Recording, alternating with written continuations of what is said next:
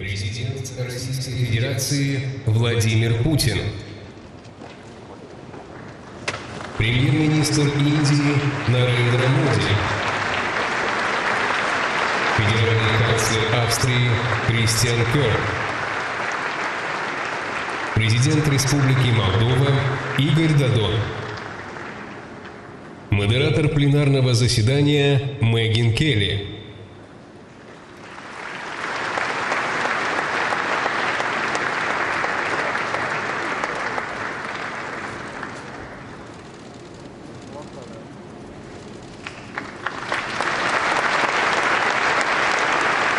Вольно.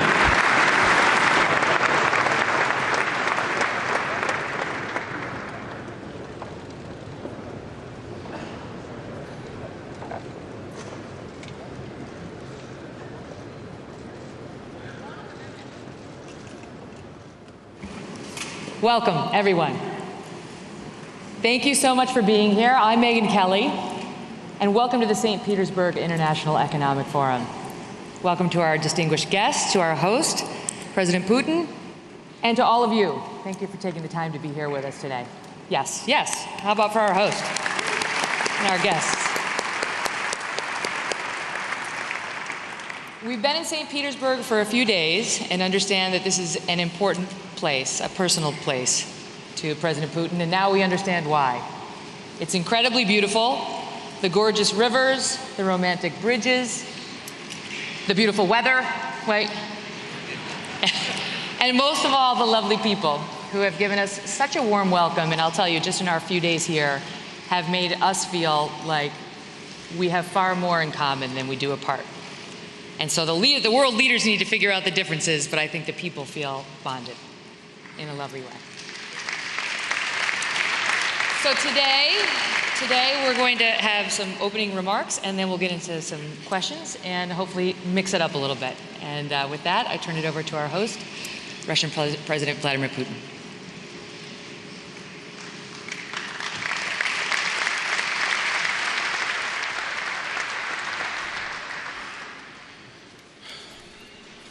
Уважаемые дамы и господа, дорогие друзья, рад приветствовать всех участников 21-го Петербургского экономического международного форума, руководителей международных организаций, глав государств, представителей правительств, лидеров бизнеса из десятков стран мира. Мы искренне ценим ваш интерес к России. Настроенный диалог на партнерство. Мы открыты к совместной работе, к реализации взаимовыгодных проектов, к сотрудничеству в решении важнейших стратегических вопросов глобального развития. Только вместе, объединяя усилия, можно преодолеть нынешние дисбалансы и обеспечить устойчивый рост мировой экономики, выработать справедливые правила торговли и честной конкуренции, снизить уровень бедности, решить острейшие социальные проблемы, справиться с такими угрозами, как терроризм, региональные конфликты, распространение идей национализма и ксенофобии. Мы не просто стоим на пороге, а уже сталкиваемся с большими, по сути, цивилизационными вызовами. Нагрузка на экосистему планеты увеличивается, и в результате действий человека, и в результате естественных природных процессов. Эти вопросы требуют глубокого изучения, исследования и анализа. Но очевидно, что вырабатывая нашу политику, совместную линию действий, мы должны быть ответственны и последовательны. Только так можно реализовать необходимые решения в интересах гармоничного глобального развития. Добавлю к этому, что новые технологии стремительно меняют привычный уклад жизни, формируют новые отрасли и профессии, открывают принципиально другие возможности для развития, но и порождают новые угрозы. Я знаю, что вы все на протяжении вчерашнего дня активно работали, встречались на различных сессиях, на дискуссионных площадках. Все это уже, конечно, звучало, но мне бы хотелось повторить. Перед нами системные, долгосрочные вызовы, все последствия которых пока трудно даже просчитать и спрогнозировать. И мы не должны, не имеем права размениваться, тратить силы и время на склоки, распри, геополитические игры. Нам нужна мудрость и ответственность, совместный поиск нестандартных решений, новые форматы взаимодействия государств, региональных интеграционных объединений, бизнеса, научного сообщества. Необходимо максимально использовать для этого потенциал такой уникальной, универсальной организации, как Организация Объединенных Наций. У нас здесь присутствует и генеральный секретарь Организации Объединенных Наций. Я знаю, что он приехал к нам. Хочу его за это поблагодарить и прошу его поприветствовать.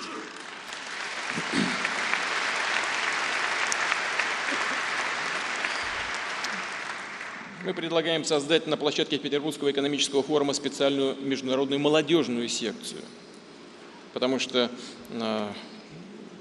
именно молодое поколение идет в завтрашний день.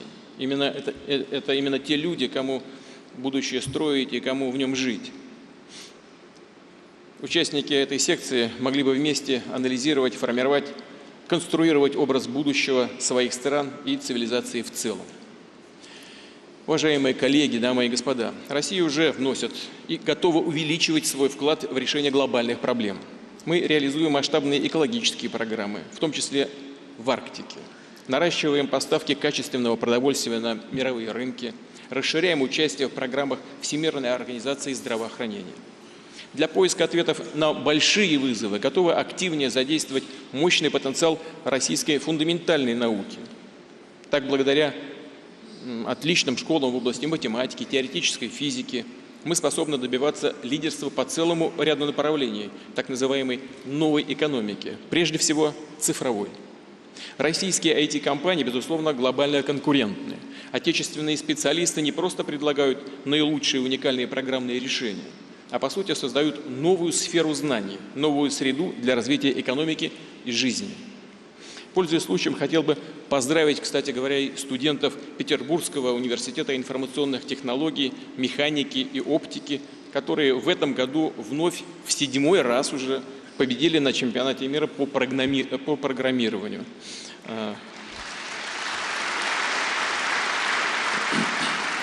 Вот наша сегодняшняя ведущая говорила о людях, которые живут в Петербурге. Она права, так и есть. Это достойные люди очень. И молодые жители Петербурга это подтверждают самым наилучшим образом. А чтобы наращивать наши кадровые, интеллектуальные, технологические преимущества в сфере цифровой экономики, мы намерены действовать по направлениям, имеющим системное значение. Что я имею в виду? Первое. Необходимо сформировать принципиально новую, гибкую нормативную базу для внедрения цифровых технологий во все сферы жизни. При этом все решения должны приниматься с учетом обеспечения информационной безопасности государства, бизнеса и граждан. Второе. Государство окажет поддержку тем компаниям, которые являются носителями разработок и компетенций в сфере цифровых технологий, имеющих сквозной, так называемый, межотраслевой эффект. Это обработка и анализ больших массивов данных, искусственный интеллект и нейротехнологии, интернет вещей, технологии виртуальной и дополненной реальности и ряд других. Третье. С участием государства и частного бизнеса будем создавать опорную инфраструктуру цифровой экономики, в том числе безопасные линии связи и центры обработки данных. Кстати, обращаю внимание, это должна быть инфраструктура, основанная на самых передовых технологиях и разработках. Четвертое. Намерены кратно увеличить выпуск специалистов в сфере цифровой экономики. А по сути, нам предстоит решить более широкую задачу национального уровня, добиться всеобщей цифровизации, цифровой грамотности. Для этого следует серьезно усовершенствовать систему образования на всех уровнях, от школы до высших учебных заведений. И, конечно, развернуть программы обучения для людей самых разных возрастов. По моему поручению правительство подготовило программу развития цифровой экономики. Обращаю внимание, нужно четко определиться с источниками, механизмами и объемами ее финансирования. Все эти вопросы обсудим на ближайшем заседании Совета по стратегическому развитию и приоритетным проектам. Уважаемые коллеги, Повторю, цифровая экономика – это не отдельная отрасль. По сути, это основа, которая позволяет создавать качественно новые модели бизнеса, торговли, логистики, производства. Изменяет формат образования, здравоохранения, госуправления, коммуникаций между людьми. А следовательно, задает новую парадигму развития государства, экономики и всего общества. В этой логике мы будем строить нашу экономическую и технологическую политику, промышленность, инфраструктуру, формировать открытую, свободную деловую среду и гибкий рынок труда, решать задачи, которые позволят обеспечить долгосрочный рост. Уже сейчас мы можем сказать, что в экономике началась новая фаза подъема. ВВП России растет третий квартал подряд. По предварительным оценкам, в апреле прирост составил уже 1,4%. Увеличиваются продажи автомобилей, объемы выдачи ипотечных кредитов. Я почему об этом говорю? Потому что специалисты знают, во всем мире эксперты считают именно эти индикаторы важными признаками оживления экономики, подъема потребительского спроса. Ну так, для справки можно сказать, что за январь-апрель 2016 года на 2,6% как раз выросли продажи автомобилей. Уже сегодня мы практически достигли целевых ориентиров по инфляции. Ожидаем, что по итогам года она будет ниже целевой, то есть ниже 4%. Благодаря этому Банк России постепенно снижает процентную ставку. Кстати, в ходе состоявшихся на полях форума встреч международные инвесторы, представители бизнеса отмечают высокое качество российской макроэкономической политики. Вчера вот мы только что с коллегами об этом из разных стран мира, представителями крупнейших инвестфондов мира об этом говорили. Для них это весомый аргумент в пользу работы на российском рынке. По итогам первого квартала приток прямых иностранных инвестиций в отечественную российскую экономику составил $7 миллиардов. Отмечу, что это лучший показатель за соответствующий период за последние 3 года. А в целом инвестиции в первом квартале выросли на 2,3%. Таким образом, что хотел бы отметить и подчеркнуть, сегодня складывается ситуация, когда рост инвестиций превышает рост ВВП. Это еще одно свидетельство того, о чем уже говорил. Экономика вступает в новую фазу роста. Формируется основа для ее будущего развития. Нужно поддержать, ускорить все эти позитивные тенденции, чтобы уже на рубеже 19-20 годов выйти на опережающие темпы экономического роста, выше мировых. Ключевым фактором здесь является повышение инвестиционной активности, прежде всего со стороны частного бизнеса. Мы уже многое сделали для обновления федерального законодательства, для снятия административных барьеров, для оптимизации контрольно-надзорных процедур и функций. По оценке международных экспертов, за 5 лет Россия продемонстрировала лучшую по сравнению с другими странами динамику в совершенствовании предпринимательского климата. Мы сразу на 80 позиций поднялись вверх по известной шкале Doing Business. Важно, что в формирование открытой и благоприятной деловой среды уже предметно включились наши регионы. Такие примеры сегодня показывают Республика Татарстан, Чувашия, город Москва, Тульская область, Калужская область. В этом году они стали лидерами национального рейтинга инвестиционного климата. Целый ряд, да, можно их поздравить, спасибо.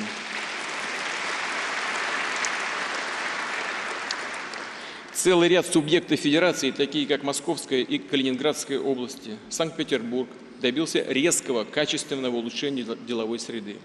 Приятно отметить, что впервые среди лидеров изменений к лучшему и наши дальневосточные регионы – Хабаровский край и Амурская область. Обращаюсь ко всем главам российских регионов.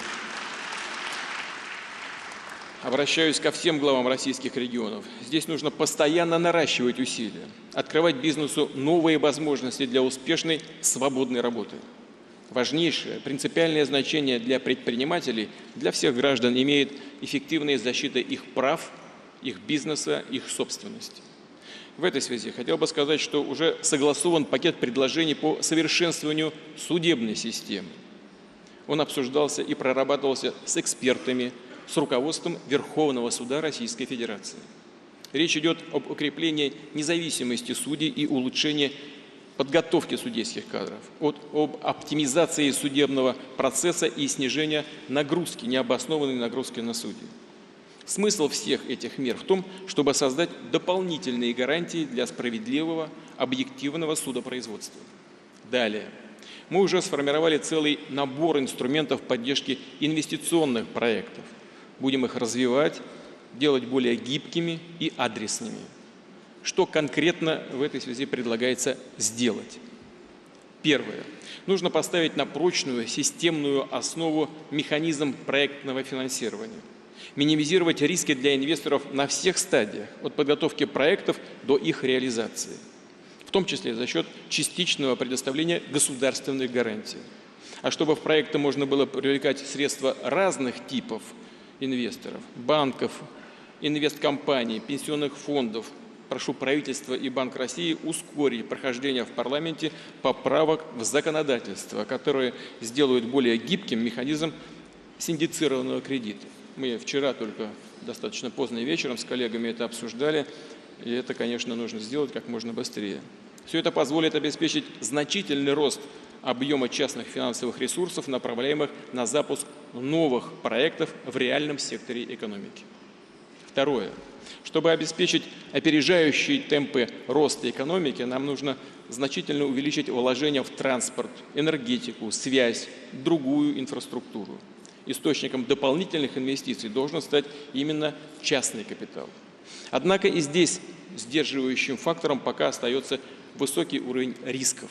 Поэтому важно установить понятные, стабильные правила, защищающие интересы инвесторов.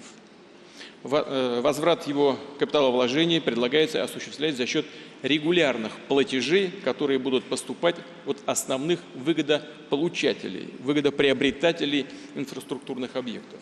Это бюджеты разных уровней, инфраструктурные монополии, другие пользователи инфраструктуры. Для обеспечения платежей также может быть использован механизм госгарантии. То есть речь идет о внедрении своеобразной инфраструктурной ипотеки, когда инфраструктурный объект фактически покупается в кредит, полученный от частных инвесторов, а пользователь объекта этот кредит постепенно гасит. Для запуска такой модели просил бы правительство разработать комплексный подход к развитию инфраструктуры с привлечением частного капитала. Он должен охватывать все этапы – подготовку, финансирование и реализацию этих проектов. Уважаемые коллеги, мы заинтересованы в том, чтобы инвестиции проходили именно в высокотехнологичные отрасли. Несколько дней назад совершил свой первый полет перспективный российский среднемагистральный самолет МС-21.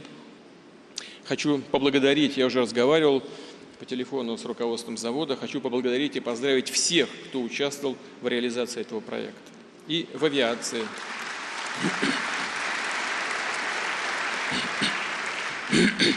и в других сферах, которые являются критически важными для развития России, нам нужны именно свои разработки и компетенции. Надо их восстанавливать или создавать заново. Это передовые производственные технологии и материалы, энергетика и системы накопления энергии, транспорта и управления логистикой, система информационной безопасности, технологии освоения Арктики и шельфа, современные средства диагностики и лечения, агро- и пищевые технологии.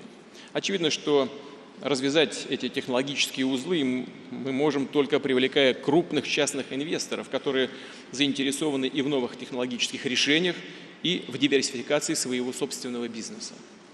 Чтобы они могли активно включиться в такую работу, им, безусловно, нужно обеспечить привлекательные, понятные условия. Это можно сделать с помощью специального так называемого инвестиционного контракта.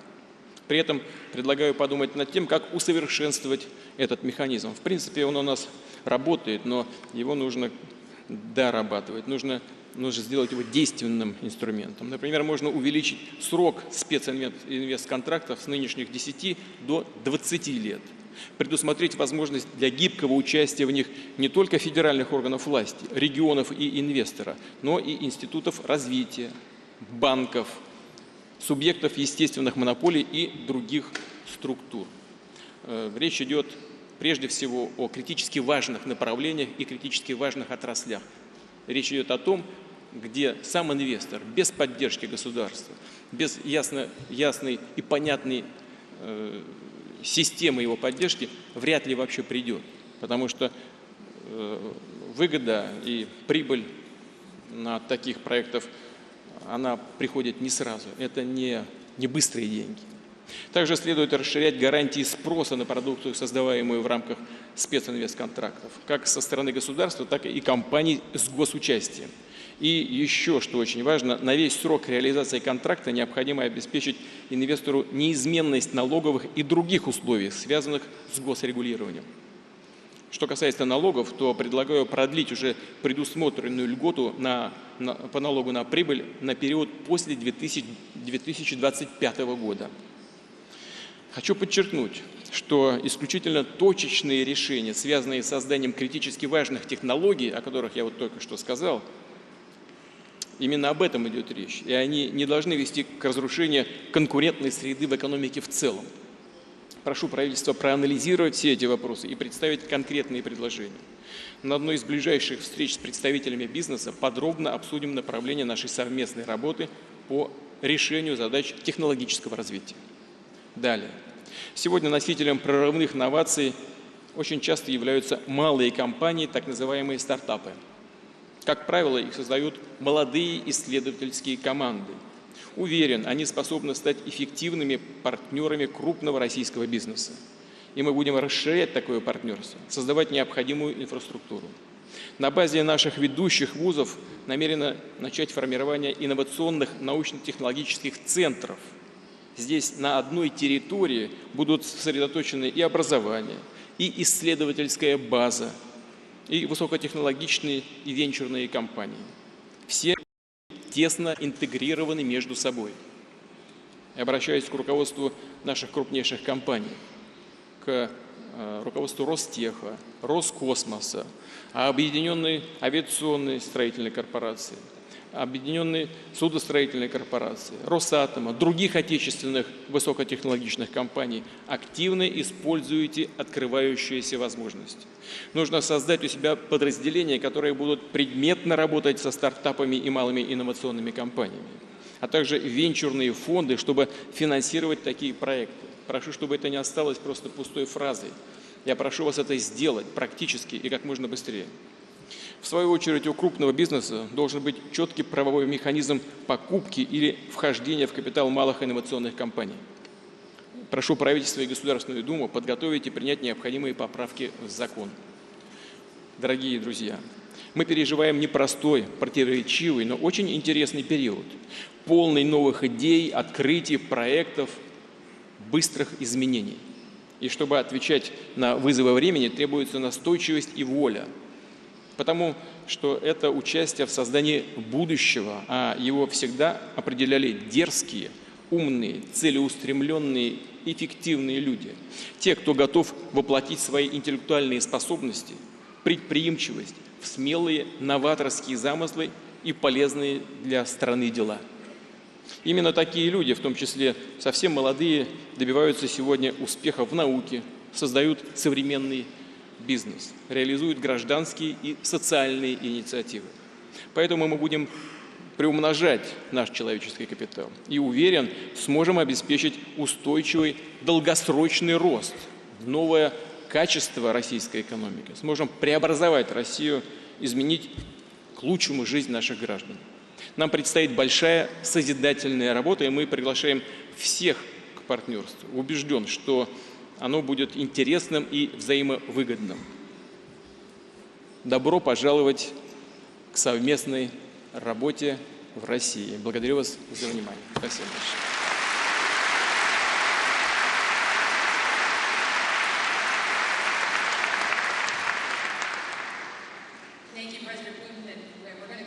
Speeches in just a minute, but they've encouraged me to ask questions in between if I have any, and I have one that I want to ask Mr. President.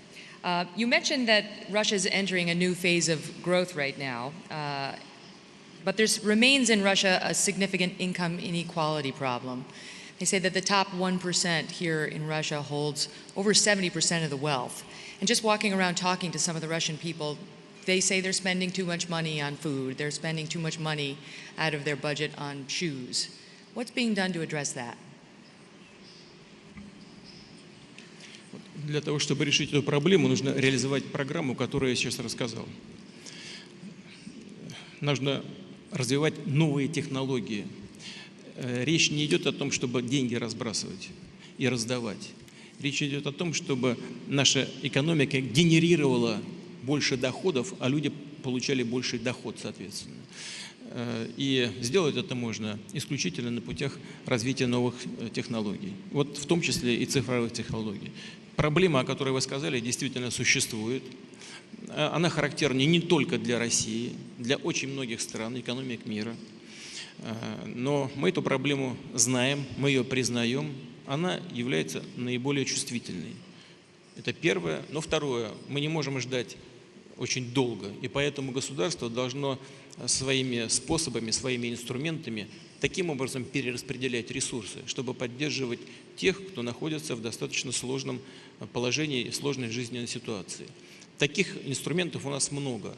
Это, например, поддержка семей с небольшими доходами по уплате жилищно-коммунальных платежей. Это, на первый взгляд, скучные вещи, но они очень важны для людей.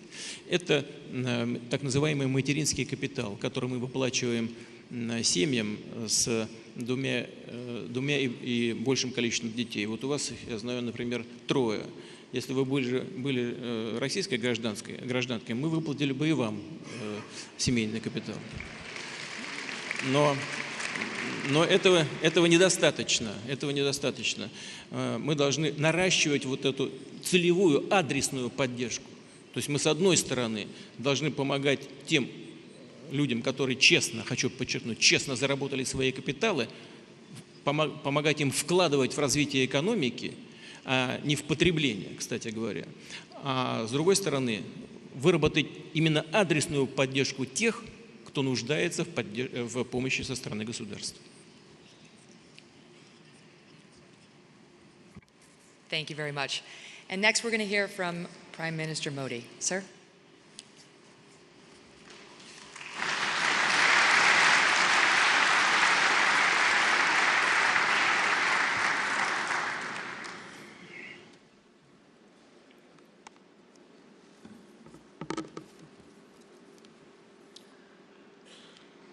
His Excellency, Mr. Putin, President of the Russian Federation, His Excellency, Mr. Christian Kern, Federal Chancellor of Austria, His Excellency, Mr. Igor Dodon, His Excellency, Antonio Guterres, UN Secretary General, ladies and gentlemen, मैं राष्ट्रपति Putin का हृदय से बहुत आभार व्यक्त करता हूं कि मुझे सेंट पीटर्सबर्ग के इस महत्वपूर्ण फोरम में उपस्थित रहने का सौभाग्य प्राप्त हुआ।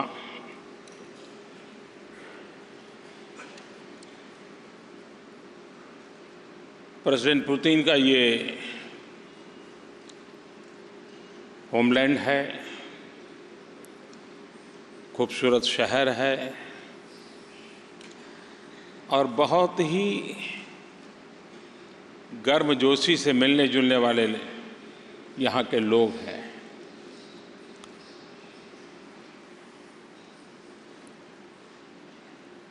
भारत और रूस के संबंध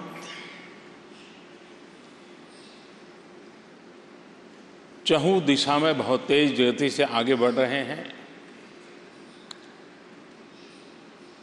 डिप्लोमेटिक रिलेशन की हमारी 70वीं वर्षगांठ हम मना रहे हैं और ऐसे महत्वपूर्ण अवसर पर मुझे आप सबके बीच आने का अवसर मिला है। विश्व में देशों के बीच संबंध ये कोई नई बात नहीं है, लेकिन बहुत कम ऐसे देश होते हैं जहां संबंधों का आधार परस्पर विश्वास होता है, उपयोगिता से ज़्यादा अर्थपूर्ण संबंध होते हैं। और मैं आज आप सबके सामने विश्वास से कह सकता हूं कि पिछले 70 साल के भारत के और रशिया के संबंध उपयोगितावाद पर कम, विश्वास के अधिष्ठान पर ज़्यादा रहे हैं। विश्व में कई बदलाव आए, लेकिन हमारे संबंध निरंतर बढ़ते गए हैं। ऊंचाई भी बढ़ी है, गहराई भी बढ़ी है और संबंधों का व्याप भी बढ़ा है। और इसके लिए मैं राष्ट्रपति पुतिन को हृदय से बधाई देता हूं, अभिनंदन करता हूं। उनके सबल नेतृत्व के कारण ये संभव हुआ है।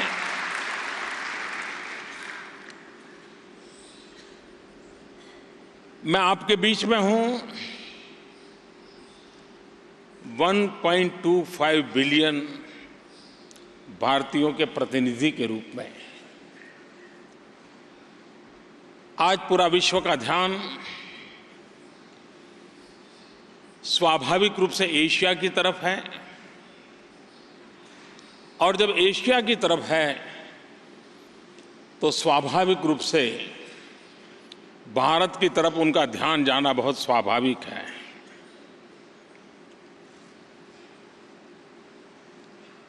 पिछले 3 वर्ष से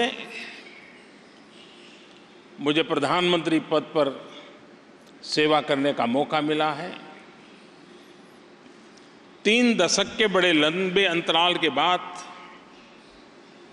भारत में पूर्ण बहुमत वाली एक मजबूत और स्थिर सरकार चुन करके आई है, और उसके कारण जीवन के हर क्षेत्र में प्रगतिशील विचार के साथ निर्णय करने की दिशा में हम तेज गति से आगे बढ़ रहे हैं। आज भारत का जीडीपी वार्षिक दृष्टि से 7% है, और दुनिया की बड़ी इकोनॉमी में तेज गति से आगे बढ़ने वाली इकोनॉमी ये आज हिंदुस्तान की है। भारत ने पिछले कम समय में अनेक सुधार किए हैं। मिनिमम गवर्नमेंट, मैक्सिमम गवर्नेंस, इस मूलभूत बात को लेकर के रेड टेपिज्म नहीं, रेड कारपेट, इन मकसद को पार करने की दिशा में हमने कई रिफॉर्म्स किए हैं। और एक बात निश्चित है कि जब पॉलिटिकल विल होता है, पॉलिटिकल स्टेबिलिटी होती है, क्लियर विजन होता है, तभी रिफॉर्म की संभावना बनती है।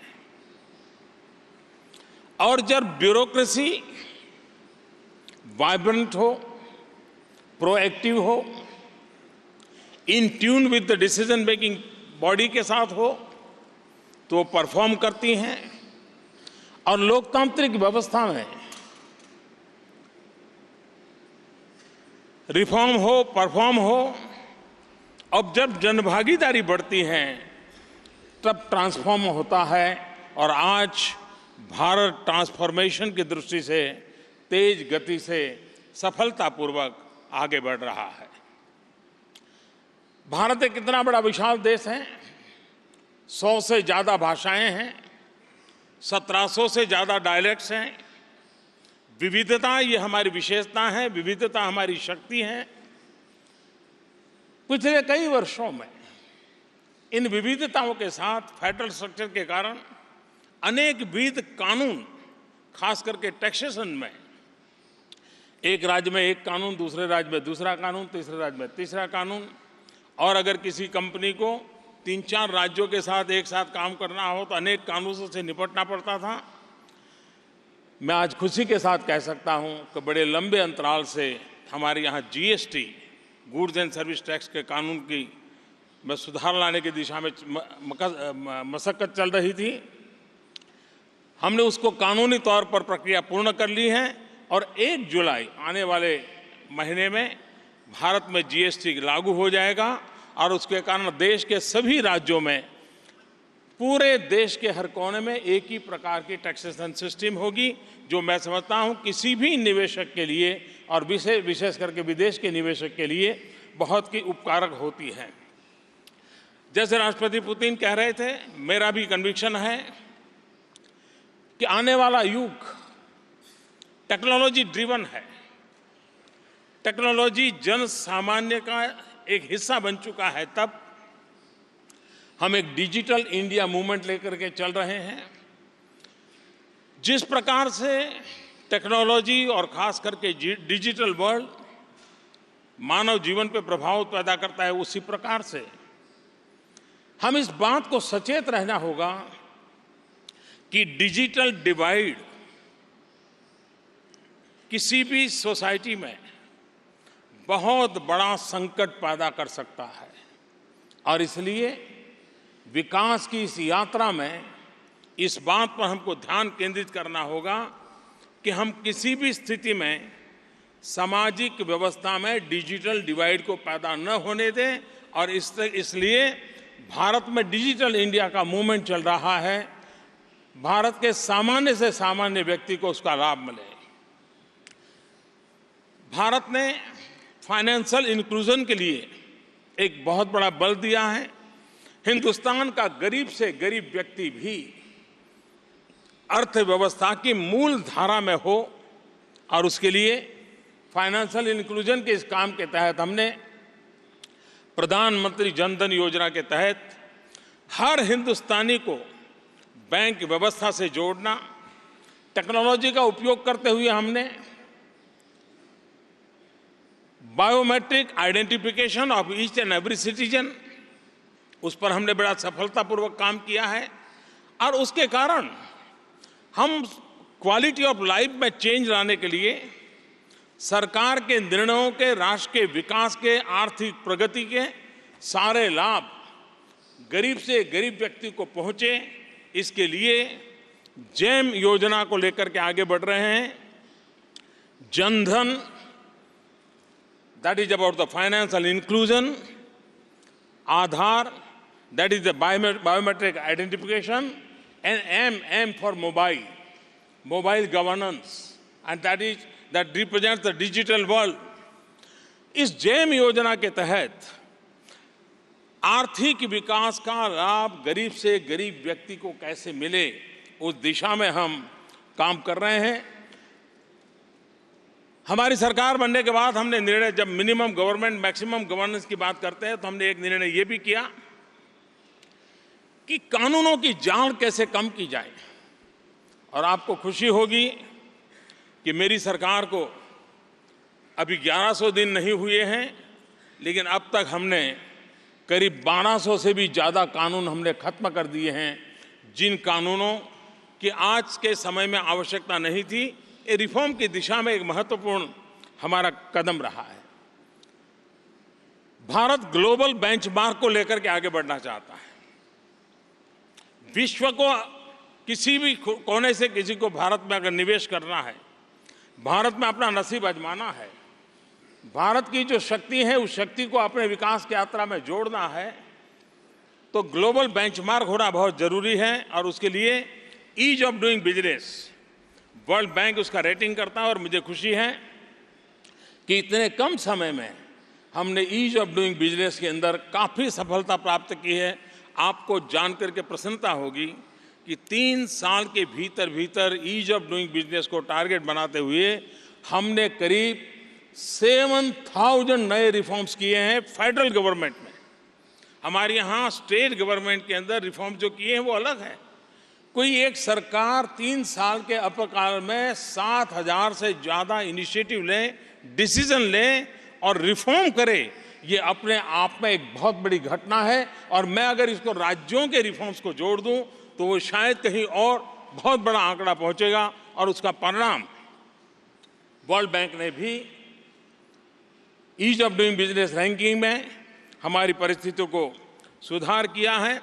इन दिनों विश्व की जितनी भी क्रेडिट रेटिंग एजेंसीज हैं, चाहे वर्ल्ड बैंक हो, IMF हो, वर्ल्ड इकोनॉमिक फोरम हो और भी क्रेडिट रेटिंग एजेंसीज हो, इन सभी ने एक स्वर से कहा है कि भारत तेज गति से आगे बढ़ने वाली अर्थव्यवस्था है।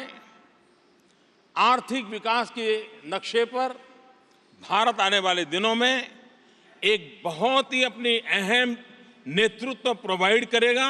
ये भाव दुनिया की सभी एजेंसीज ने हमारे लिए प्रकट किया है। हमने फॉरेन डायरेक्ट इन्वेस्टमेंट के संबंध में भी कई सुधार किए हैं। कॉम्पिटिटिवनेस को और अधिक अवसर मिले। कॉम्पिटिटिवनेस में हमने जो कदम उठाए उसके कारण हमारे रैंकिंग में भी बहुत बड़ा सुधार आया है। और मुझे खुशी है कि फॉरेन डायरेक्ट इन्वेस्टमेंट में हमारे देश में पहली बार इतनी बड़ी मात्रा में फॉरेन डायरेक्ट इन्वेस्टमेंट को हम आकर्षित कर पाए हैं। और दुनिया ने, क्रेडिट रेटिंग एजेंसी ने कहा है कि विश्व के अंदर FDI के लिए जो उत्तम डेस्टिनेशन है, उन उत्तम डेस्टिनेशन में भारत दुनिया में पहले 3 सबसे फेवरेबल इन्वेस्टमेंट डेस्टिनेशन के रूप में सारी क्रेडिट रेटिंग एजेंसी ने इसको स्वीकार किया है। भारत जैसा देश, ये बात सही है कि दुनिया के इन्वेस्टर आते हैं तब सिक्योरिटी उनकी सबसे पहली आवश्यकता होती है। जो भी इन्वेस्टमेंट करें, जो वो रिस्क लें, और उसके लिए सिक्योरिटी बहुत आवश्यक है। भारत की वाइब्रेंट जुडिशियल सिस्टम, ये अपने आप में उसकी एक बहुत बड़ी गारंटी है। और भारत में अंग्रेजी भाषा का भी सहज उपयोग होने के कारण कानूनों का इंटरप्रिटेशन करने के लिए दुनिया को कोई दिक्कत नहीं आती है। बड़ी सरलता से हमारी कानून व्यवस्था को विश्व का कोई भी व्यक्ति आसानी से समझ पाता है। वो उसका मीनिंग निकाल सकता है, वो अपने आप भी सोच करके डिसीजन ले सकता है। और इस वाइब्रेंट जुडिशियल सिस्टम के कारण हमारे यहाँ फॉरेन इन्वेस्टर्स के लिए एक सिक्योरिटी की गारंटी अपने आप अंतर्निहित होती है। और मैं मानता हूं कि इसको भी बल मिलेगा। हमारा आने वाले दिनों में न्यू इंडिया का सपना लेकर के हम चल रहे हैं। और जब हम न्यू इंडिया का सपना लेकर के चल रहे हैं, तब हम हमारे इंफ्रास्ट्रक्चर को अपग्रेडेड करना चाहते हैं। आप कल्पना कर सकते हैं कि जिस देश की पॉपुलेशन 1.25 बिलियन हो, दुनिया की नजरों में ये एक मार्केट भी है, लेकिन एट द सेम टाइम हम एक ऐसे देश हैं जिसके पास 800 मिलियन 35 से नीचे की उम्र के नौजवान है। हिंदुस्तान आज एक युवा देश है। इस युवा शक्ति के पास सामर्थ्य भी है। भारत के युवा की टैलेंट, इस बात से आप भली भांति समझ सकते हैं कि दुनिया के अनेक देशों ने मार्स पर जाने के लिए प्रयोग किए। कोई 5 प्रयोग के बाद सफल हुआ, कोई 10 प्रयोग के बाद सफल हुआ, कोई 20 प्रयोग के बाद सफल हुआ। हिंदुस्तान अकेला देश ऐसा है जो पहले ही ट्रायल में मार्स पर पहुंचने में सफल हुआ।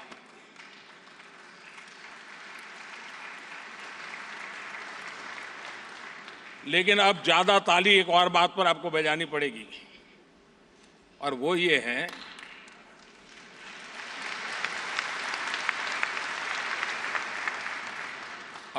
है कि हॉलीवुड की जो फिल्म बनाने का खर्चा होता है उससे भी कम खर्चे में हम मार्स पर पहुंच पाए हैं। ये मेरे देश के युवा की टैलेंट है।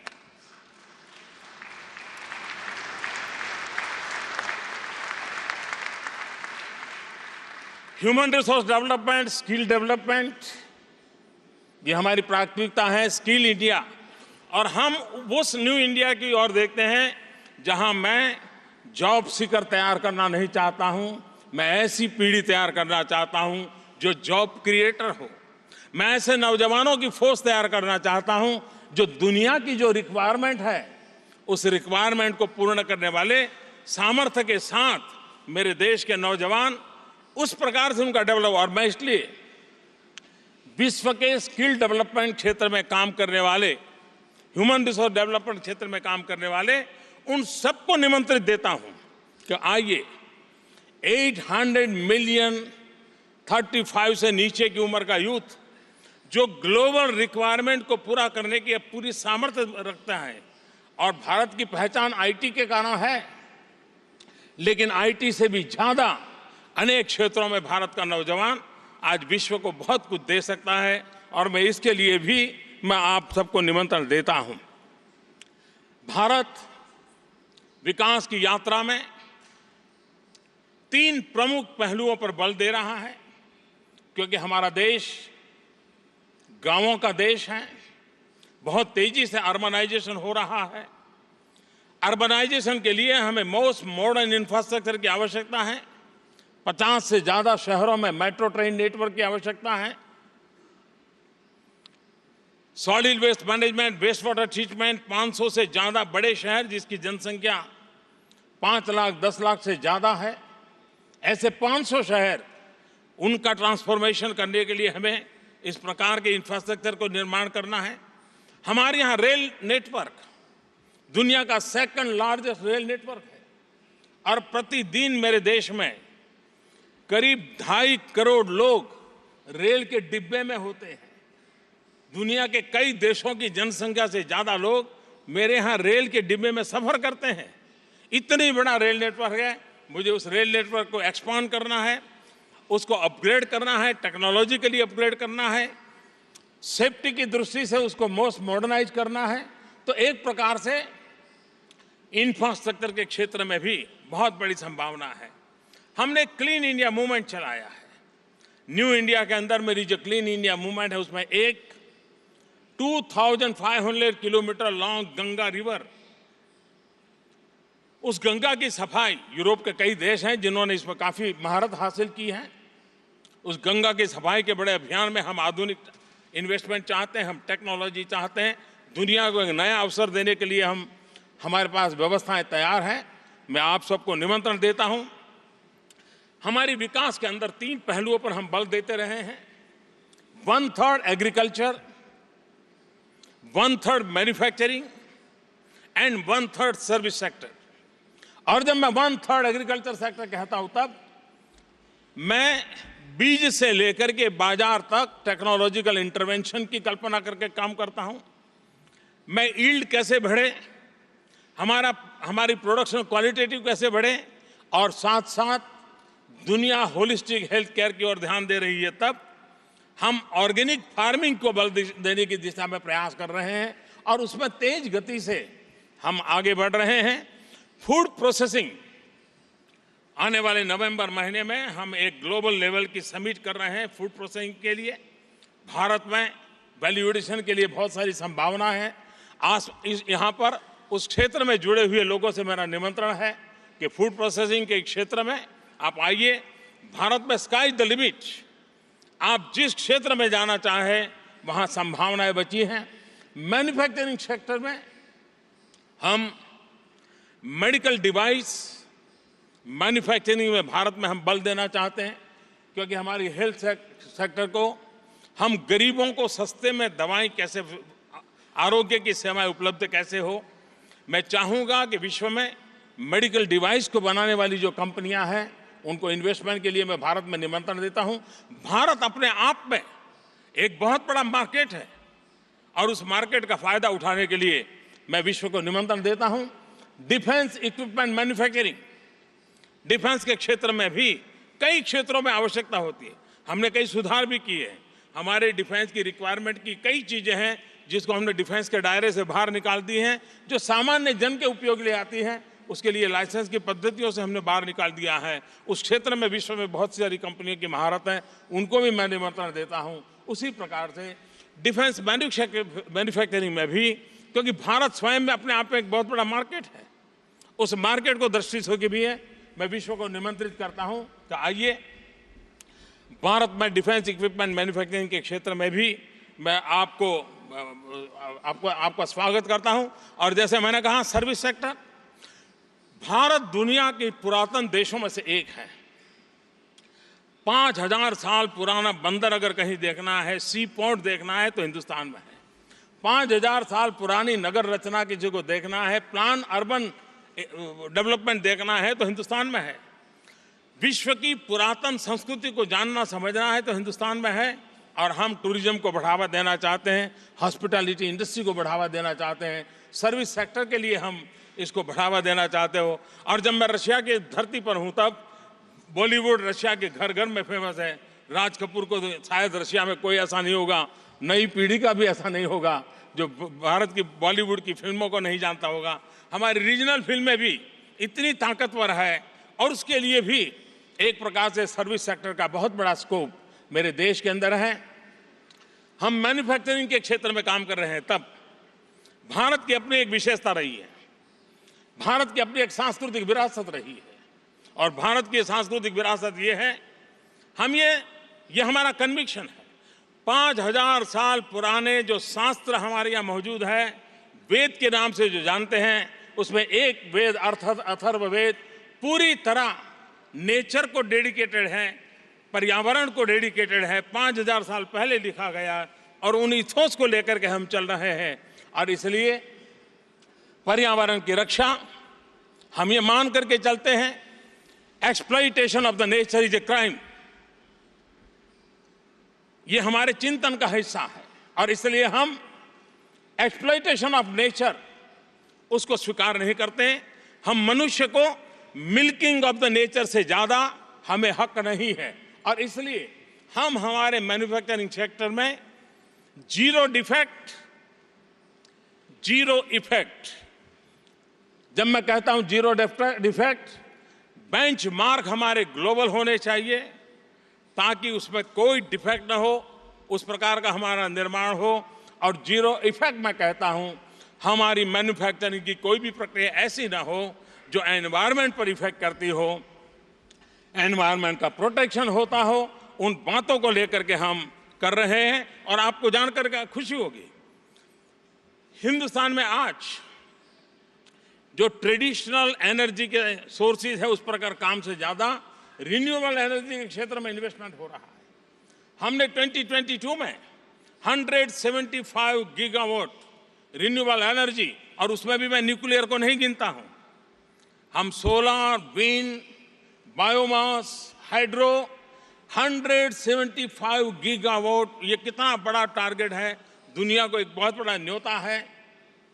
क्योंकि हम पर्यावरण की रक्षा को लेकर के एक जिम्मेवारी के साथ काम करने वाले देश के रूप में आगे बढ़ रहे हैं। और ये हमारा सदियों पुराना कमिटमेंट है।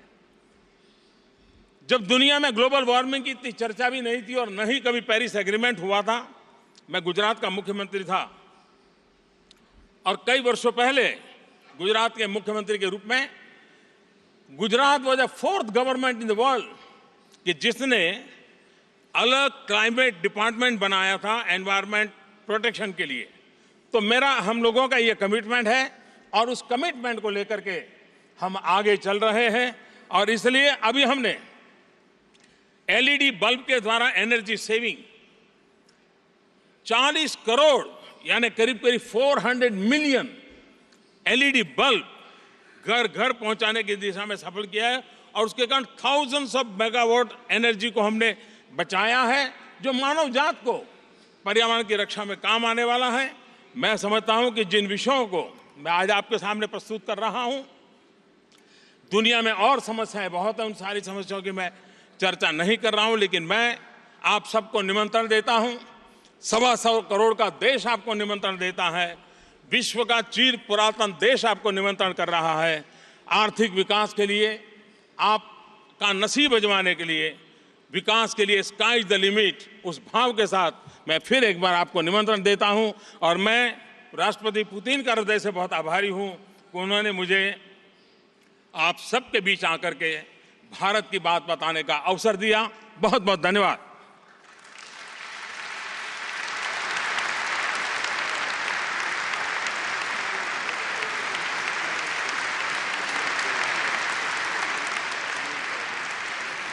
Mr. Prime Minister, thank you so much. We'd now like to welcome to the stage Chancellor Kern of Austria.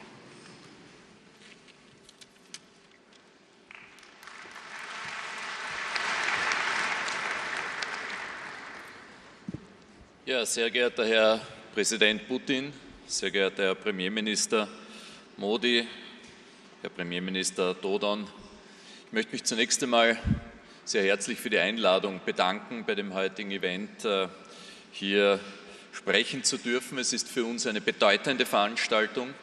Es ist der Ausdruck der Verbundenheit, den wir zu diesen russisch-europäischen, russisch-österreichischen Beziehungen haben, die für uns nicht nur in der Geschichte so wertvoll waren, sondern die auch in der Zukunft, wie ich überzeugt bin, große Bedeutung haben werden. Wenn wir uns anschauen, womit wir heute konfrontiert sind als Führungskräfte in Politik und Wirtschaft, dann wissen wir, dass wir in einer Zeit leben, die von ganz erheblichen Veränderungen geprägt sind. Es sind Veränderungen, die sich in einer Art und Weise beschleunigt haben, sodass sie nicht nur für die Menschen, die Verantwortung tragen, für die Eliten spürbar werden, sondern letztendlich für die Menschen, die in unseren Ländern leben. Und wenn wir uns vor Augen führen und mit der Frage beschäftigen, was sind denn die Treiber dieser Veränderung, dann sind es, denke ich, 3 Dinge, die man hervorheben muss. Das erste ist zunächst einmal das Phänomen der Globalisierung. Wir wissen, dass diese Globalisierung in den vergangenen 25 Jahren enorme Fortschritte gebracht hat. Wir haben gesehen, dass die Zahl der Menschen, die in bitterer Armut leben, sich innerhalb von 30 Jahren fast gedrittelt haben. Waren es damals noch fast 40%, so sind es jetzt etwas mehr als 10% der Weltbevölkerung, die mit weniger als $1,90 pro Tag auskommen müssen. Wir sehen auch, dass diese Globalisierung dazu geführt hat, dass sich viele andere Dinge zum Positiven entwickelt haben. Die Kindersterblichkeit ist deutlich zurückgegangen, die Lebenserwartung, die Menschen haben, ist deutlich gestiegen und wir sehen auch, dass heute mehr Menschen in Demokratien leben, als das noch vor 20, 30 Jahren der Fall war. Und alles das hat mit der Interaktion der Kontinente zu tun, hat mit der globalen Interaktion der Kulturen, der Gesellschaften und der Länder zu tun. Es hat mit dem Austausch zu tun, der damit verbunden ist. Der zweite Treiber, mit dem wir konfrontiert sind, ist die Technologieentwicklung. Und wir sehen, dass diese Mischung aus Globalisierung und Technologieentwicklung zu einer enormen Beschleunigung geführt hat. Die neuen Technologien, die mit Digitalisierung, Roboterisierung, Automatisierung, mit dem Internet verbunden sind, eröffnen uns neue Möglichkeiten. Wir wissen, dass Krebs eine heilbare Krankheit wird. Wir wissen, dass die repetitiven, monotonen Arbeiten sich aus dem menschlichen Alltag verabschieden werden. Und es gibt eine dritte Entwicklung, die die Veränderung unseres Planeten maßgeblich beeinflusst, und das ist der Klimawandel. Und ich sage das aus gegebenen Anlass und möchte danach noch kurz darauf zurückkommen, weil ich davon überzeugt bin, dass das ein Phänomen ist, dem wir uns zu stellen haben, das uns herausfordert bis zur großen Frage der Migration und für das wir gemeinsam Lösungen zu suchen haben. Und wenn man sich jetzt diese 3 Entwicklungen anschaut, die Technologieentwicklung, die Globalisierung und den Klimawandel, dann bin ich davon überzeugt, dass das, was auf uns zukommt, ist eine Welt voller Chancen ist. Eine Welt, in der es großartige Möglichkeiten gibt. Wir wissen aber auch, dass viele Menschen in unseren Gesellschaften diese Entwicklungen als Bedrohung empfinden. Und wir haben auch gesehen, dass es Phänomene gibt, die damit verbunden waren, die durchaus nachteilige Konsequenzen gehabt haben. Ich denke da zum Beispiel an die Abstiegsängste und die wirtschaftlichen Sorgen, die in weiten Teilen des westeuropäischen Mittelstands, der Mittelschichten angelangt ist. Aber wenn wir diese Abwägung vornehmen an Herausforderungen, mit der wir konfrontiert sind und mit den Chancen, die damit verbunden sind, dann gibt es für uns ja nur eine einzige Möglichkeit, damit umzugehen, und das ist, sich an die Spitze dieser Entwicklungen zu stellen, weil ich denke, wir sind uns alle einig, dass es keine Möglichkeit ist, dass wir die Integration der Weltwirtschaft wieder zurückdrehen und dass es keine Möglichkeit ist, die Technologie zu nehmen, in eine Kiste zu stecken und am Dachboden zu versperren und zu glauben, das wird uns alles nicht betreffen. Wir haben die Möglichkeit, uns an die Spitze dieser Entwicklung zu stellen, das Beste für unsere Länder und für unsere Menschen zu machen. Und wenn wir uns dieser Frage stellen, dann sind, glaube ich, 3 wesentliche Punkte dabei zu beachten. Wir haben zunächst einmal dafür zu sorgen, dass die Innovationsfähigkeit in unserer Gesellschaft und in unserer Wirtschaft nicht nur erhalten bleibt, sondern sich auch noch verstärkt. Wir haben weiters darauf zu setzen, dass wir darauf zu achten haben, dass Bildung und Ausbildung zu den wichtigsten Prioritäten in der Politik zählen. Und wir haben als drittes darauf zu achten, dass die Entwicklungen, die da auf uns zukommen, mit der notwendigen sozialen Balance ausgestattet sind, weil ich davon überzeugt bin, dass diese Kombination aus Globalisierung, aus Digitalisierung und aus Klimawandel dazu sorgt, dass wir enorme Gewinne erleben werden und gleichzeitig